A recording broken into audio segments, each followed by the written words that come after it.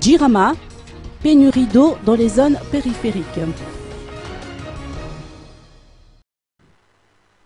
Des problèmes d'approvisionnement en eau ont été notés dans certaines localités, notamment dans les zones périphériques. Selon les explications de Barzilaïd Retsinariv, directeur technique à Alternatives, la Jirama poursuit ses efforts pour améliorer la situation.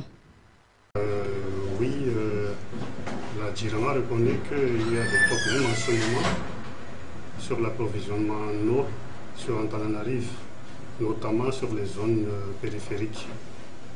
Il y a des projets qui sont en cours, il y a des travaux qui ont été déjà réalisés et la Jirama poursuit donc les efforts pour essayer d'améliorer la situation, malgré que le grand problème réside sur le fait que la capacité de production des usines sur Antananarive est déjà dépassée, d'une part, et d'autre part, les canalisations pour la distribution et le transport sont déjà vétustes et sont saturées aussi. Malgré tout cela, la Jirama ne reste pas les bras croisés, mais elle s'efforce d'apporter des améliorations malgré le peu de moyens qu'elle dispose. Pour ne citer que l'amélioration qui est déjà ressentie sur la zone d'Amboudjapet, nous pouvons dire que si cette zone n'avait pas du tout d'eau il y a quelques mois, actuellement elle a de l'eau 12 heures, voire 20 heures par jour en ce moment.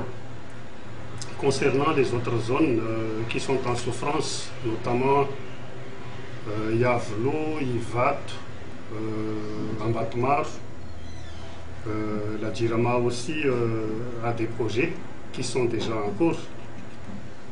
Il y a l'usine de Faralaz qui est déjà en cours d'achèvement en ce moment et nous pensons qu'elle sera opérationnelle vers le milieu de cette année, vers le mois de juillet par là. Cette usine va produire dans les 8000 m3 jour et le gain que nous allons obtenir donc par la mise en service de cette usine sera répercuté sur les autres parties qui sont encore en souffrance en ce moment.